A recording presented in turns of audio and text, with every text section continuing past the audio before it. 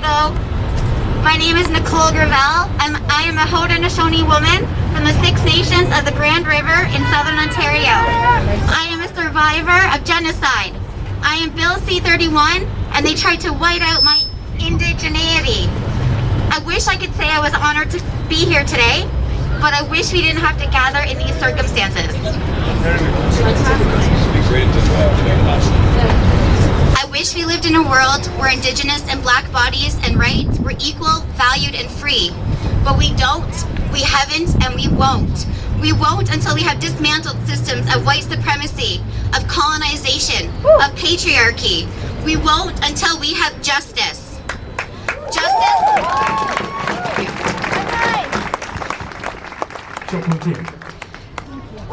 Justice for Elena Look.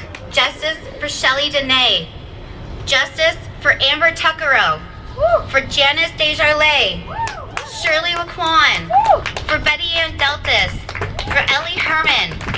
For Audrey Bignose. Justice for Chantel Moore. Justice for Regis Kaczynski-Packett. For George Floyd. And for Ahmaud Arbery. The list goes on and on and on. The number of missing and murdered Indigenous women is unknown, but the number of Indigenous children in care today is higher than it was during residential school times. Indigenous and Black bodies are disproportionately incarcerated, and they would like it to be because we're vulnerable. But the truth is we are targeted. The systems in power have oppressed, targeted, and dehumanized Indigenous and Black bodies since contact. This gives institutions and individuals an unspoken right to incite violence and hate. Whether it was the Indian Act, residential schools, or the forced sterilization of Indigenous women, the institutions in power used violence and control to oppress us and destroy our very being. Canada is at war, and Indigenous people are under siege. Canada has systemic oppression and racism.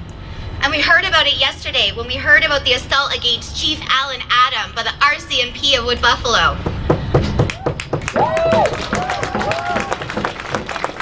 Thank you.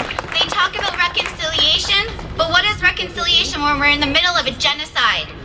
How do we get to reconciliation if we don't know the truth? Right. But the truth can no longer be ignored. Over 50 years ago, El-Haj Malik El-Shabazz said, "I believe that there will be ultimately a clash between the oppressed and those doing the oppressing. I believe that there will be a clash between those who want freedom, justice, and equality for everyone and those who want to continue the systems of exploitation." Today, here and across the globe, people are gathering together and demanding an end to systemic racism and violence and create a world that is just and safe for everyone. We are standing for all of those who have been stolen from us, whether at the hands of police brutality or victims of the ongoing oppression. We are standing here because we are stronger together and we demand equity. We demand humanity and a seat at the table. And we deserve and we demand human rights. And like feminism,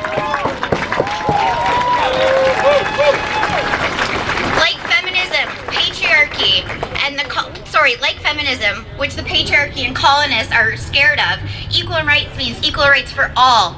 It does not diminish the rights of anyone else. We know human rights are not pie. This is not an Indigenous or a Black issue.